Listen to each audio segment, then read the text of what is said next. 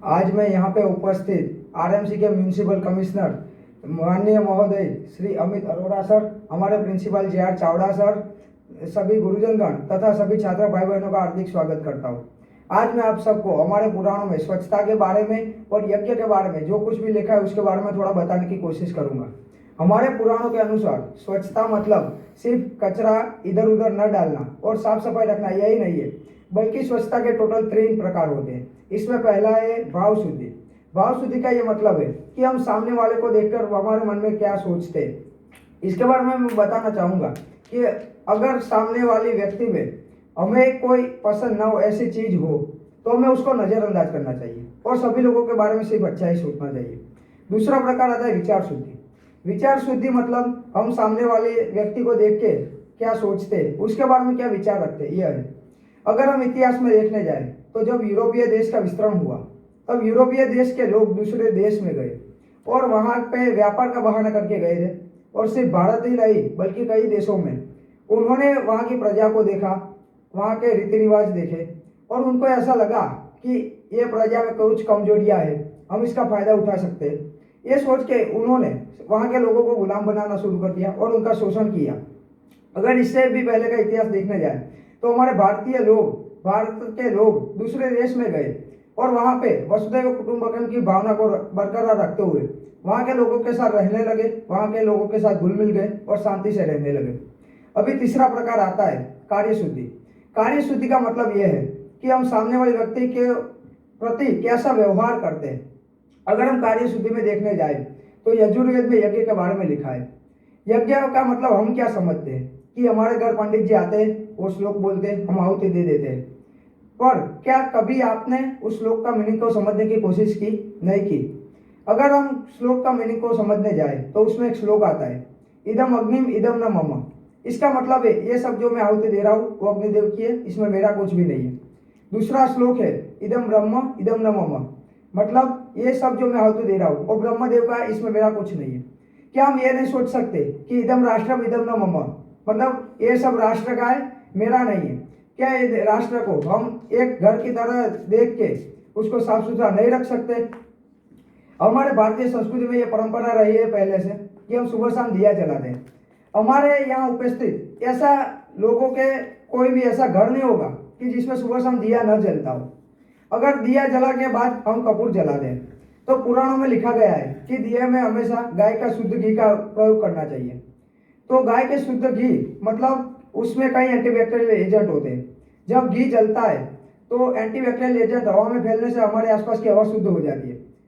अब दिए के बाद हम कपूर जलाते हैं। कपूर क्या है? कपूर बनता है कपूर के पेड़ से, उसके छिलके से कपूर बनता है। उसमें लीलानूल नामक एक केमिकल होता है जो कि बहुत ही पावरफुल एंटीसेप्टिक एजेंट है। हम घी जलाते हैं, कपूर जलाते हैं, इससे हमारे आसपास की जो छोटे मोटे उड़ते हुए जीव जंतु होते हैं और जो सूक्ष्म विषाणु और बैक्टीरिया होते हैं वो मर जाते हैं और हमारे घर की स्वच्छता हो जाती है, हवा शुद्ध हो जाती है। अगर इसी का बड़ा स्वरूप देख ले हम तो वो हो जाता है यज्ञ। यज्ञ मतलब पंडित जी बाहर से आते हैं, यज्ञ कराते हैं। हम अपने घर को यज्ञ से पहले सबसे पहले घर की हर चीज को साफ सुथरा करते हैं, मतलब हो गई घर की स्वच्छता। बाद में हम स्नान करके यज्ञ में बैठते हैं, मतलब हो गई तन की स्वच्छता। बाद में हम यज्ञ में हविष्य जो डालते हैं उसमें होता है जव, तल, गाय का घी, कपूर और कभी कभी श्रीफल, मतलब ये सारी घर की चीजें हो गई। अब हम इसमें सब चीजों में देखने जाए तो कुछ ना कुछ ऐसा द्रव्य है जो हमारे वातावरण के लिए फायदे कारक है। जो पुराणों में लिखा है उसमें आप देखने जाए तो उसके पीछे कुछ ना कुछ साइंटिफिक रीजन छिपा होता है। अगर हम देखें तो ये सारे अविष्य जलते हैं तो उसमें एंटीबैक्टीरियल एजेंट, एंटीसेप्टिक एजेंट ये सब होता है। जब ये जलता है तो घर की हवा तो शुद्ध हो ही जाती है, लेकिन उसका धुआं, उसकी फ्यूम्स जब हमारे सांस में जाती है तो हमारे हर एक कोष, फेफड़े, उसमें सब में धुआं जाके सब कोष और फेफड़े को स्वच्छ करते हैं। और बाद में घर में अगर नेगेटिव एनर्जी हो तो वो दूर हो जाती है और पॉजिटिव एनर्जी आती है। ये तो सब हो गए पुराणों की बात। तो आप बोलेंगे कि ये तो पुराणों में ये लिखा है वो लिखा है, लेकिन ऐसा नहीं है। अभी मैं आपको उसके साइंटिफिक प्रूफ भी दिखाऊंगा। तो अगर हम देखें तो अमेरिका के एक बहुत मतलब बड़े वैज्ञानिक है जिसका नाम है डॉक्टर होवर्ड स्टेंगल। उन्होंने एक प्रयोग किया। प्रयोग से उन्होंने साबित किया कि गायत्री मंत्र के सिर्फ एक बार जाप से 1,10,000 तरंगें उत्पन्न होती है। तरंगे क्या काम करती है, जो भी नेगेटिव एनर्जी हो उसको दूर करके पॉजिटिव एनर्जी लाती है। दूसरा एक प्रयोग है जिसमें वैज्ञानिकों ने यह साबित किया है कि यज्ञ का धुआं, यज्ञ की फ्यूम्स जो होती है वो खरगोश और चूहों में अगर डाली जाए तो बहुत ही पावरफुल एंटीबैक्टीरियल एजेंट का काम करती है। अगर हम ऐसा ही एक भारत में हुआ एक प्रयोग देखने जाए तो शांति कुंज हरिद्वार में 1993 से 1995 मतलब 2 साल में उन्होंने 27 बड़े पैमाने पर यज्ञ किया। यज्ञ के पहले और यज्ञ के बाद की परिस्थितियों का वैज्ञानिकों ने अभ्यास किया तो उसमें तारण निकलता है कि सल्फर डाइऑक्साइड जो वायु होता है ग्लोबल वार्मिंग के लिए बहुत ही खतरनाक और बहुत ही प्रदूषण कारक वायु होता है, उसमें 80% तक कटौती आती है। दूसरा नाइट्रिक ऑक्साइड, ये जो वायु होता है उसमें 12% तक कटौती आती है। और पानी जो वहाँ पे घाट का पानी है उसमें बैक्टीरिया के प्रमाण में 75% तक की कटौती आ जाती है। अब आप बोलेंगे कि यज्ञ हम करते हैं तो लकड़ियाँ जलती है तो वन कटाई हो सकती है, लकड़ियाँ जलने से CO2 वायु बनता है तो प्रदूषण हो सकता है। मैं आपको बता दूं कि यज्ञ में हम सूखी लकड़ियाँ का प्रयोग करते हैं तो वन कटाई का प्रश्न नहीं है। सूखी लकड़ियाँ होती है ओवन में डालते हैं, उससे जो CO2 उत्पन्न होता है वो हो गया।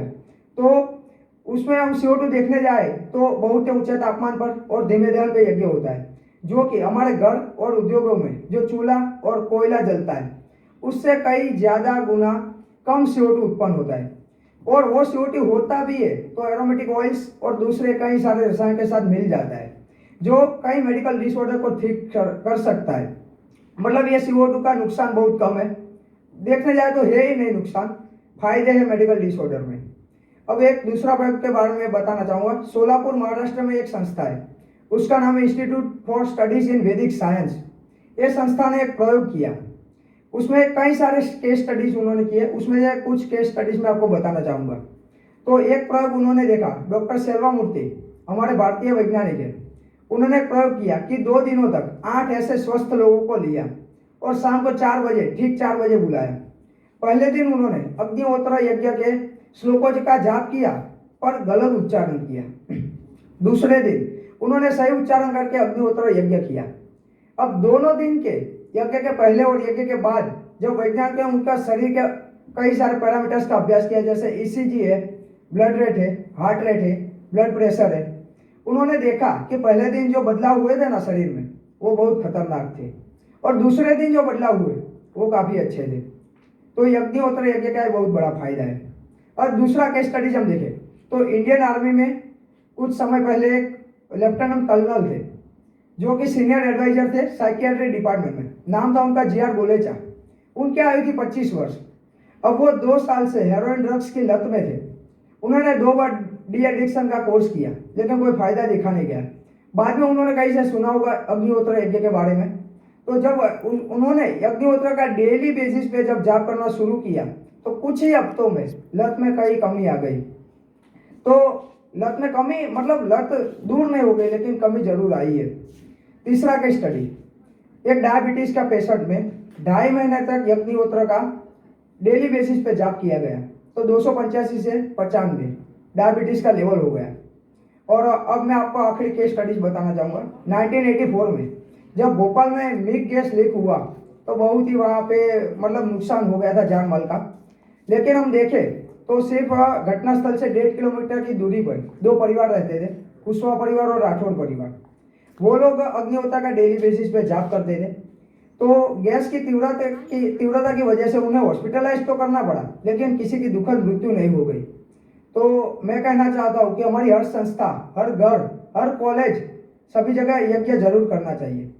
अब मैं आखिर में इतना ही कहना चाहूँगा कि ये जो सब मैं बोल गया इधर स्टेज पे से बोलना तो अच्छा लगता है लेकिन बाहर जाकर अगर मैं इसी का पालन ना करूँ तो कुछ होगा नहीं। सिर्फ बड़ी बड़ी बातें करने से, बोलने से या लिखने से कुछ नहीं होगा। अगर देश को बदलना है तो सबसे पहले हमको बदलना पड़ेगा, हमारे में परिवर्तन लाना पड़ेगा, फिर हम देश को बदल सकते हैं। अगर यह देश को कोई बदल सकता है, कोई प्रदूषण मुक्त कर सकता है तो इस देश की युवा शक्ति ये कर सकती है। तो हम सबको मिलकर प्रयास करना चाहिए कि हमारा देश साफ सुथरा रहे और हम सब लोग स्वस्थ रहें। अस्तु, जय भारत, जय हिंद।